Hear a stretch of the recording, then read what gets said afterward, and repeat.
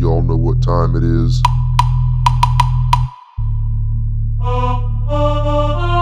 Let's get it.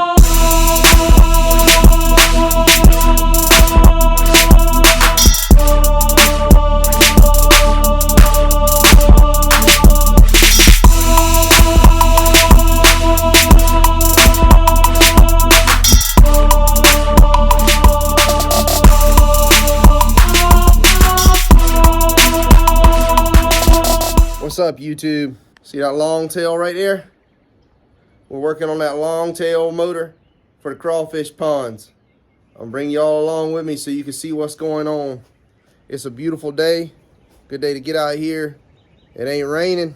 Get this thing worked on so we can do some stuff. Y'all stay tuned. All right, so what we got going on here, this is a 69730 series. You can't hardly see it because we got it painted camouflage. But what's going on here, this is a motor that I did a bunch of modifying to. I got an aftermarket carburetor on here, new jets inside here and all this. I had a big old breather on the outside. I basically souped this thing up a little bit. I think I put an aftermarket spark plug in there, and I did some kind of weird stuff with this exhaust. It looks cool. I don't know if it works or not, but the tank's all rusty inside. I got to take this off. I got to take this off, make sure there's no water in there, make sure there's no water in here.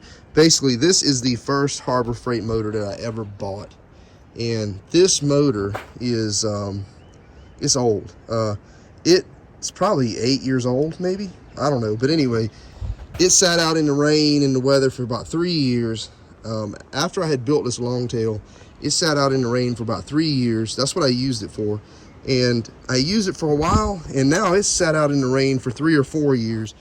And I guarantee you, I put a new carburetor. I got a new carburetor I bought online. I'm telling you, it's not even worth taking these things apart and fixing them. Carburetor costs about $12 to $14 with the gaskets and everything in the box ready to go. I went and got a new spark plug.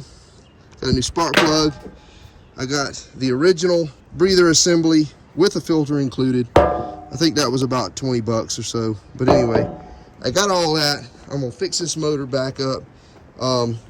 Take this tank off, put a little gas in there, throw some clean rocks in there, and shake them around and knock all that rust loose and get it all cleaned out inside. And this motor will be up and running before the day's end. Oh, and I'm gonna put a new throttle assembly and all on here. I had this cool throttle assembly.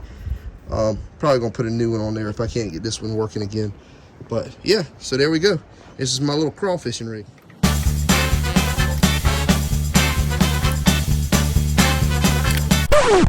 Yeah, I don't even know if that's worth saving. It might be. Yeah, no, it ain't worth saving. What the heck? Look at this. A little piece right there is just... Oh, you know what?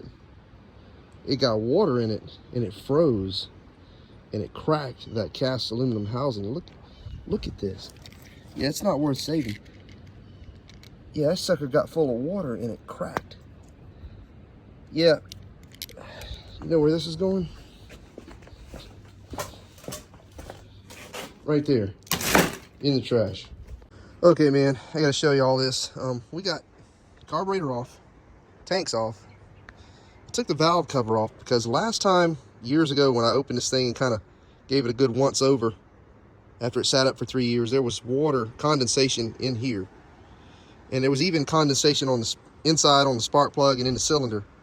I got it all, poured some gas in there and ran it without the spark plug in it, flushed it all out, got it going. But this time around, no water on the valves. And that's good. That's really good. I'm glad to see that. So no water on the valves. There's probably not any water in the engine, condensation, rainwater, whatever. But this engine has been through a lot, and it only cost me like $99 when I bought it. Okay, so I've worked pretty much all day on this thing. I shortened this so it didn't look so ridiculous. I cut it off and drilled new holes and pushed it in. They actually fit perfectly inside of each other, like really tight. I had to bang it in with a hammer.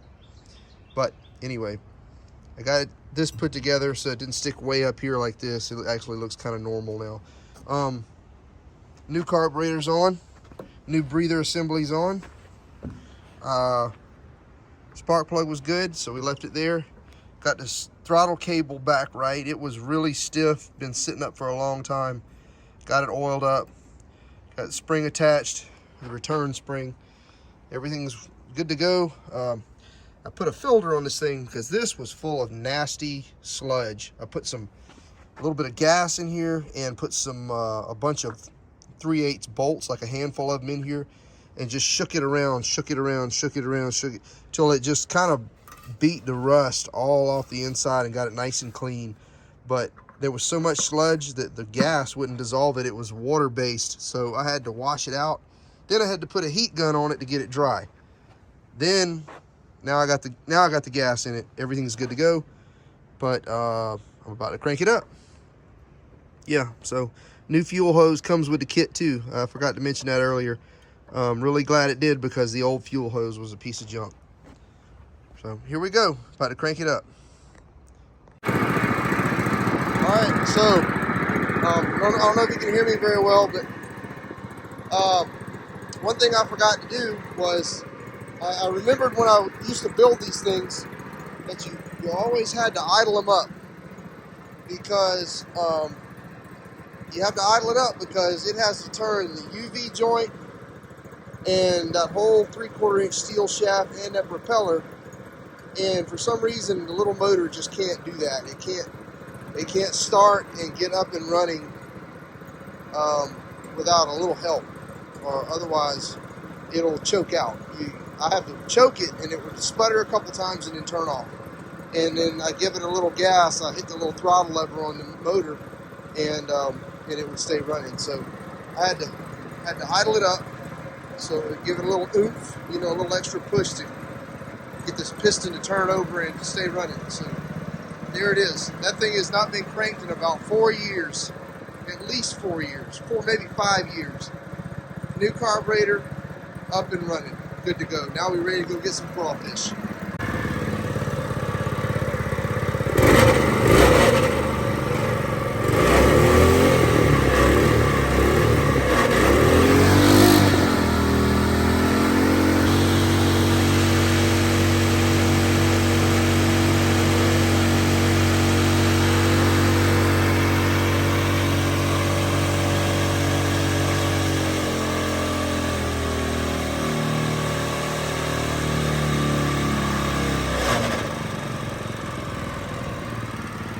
That's a wrap.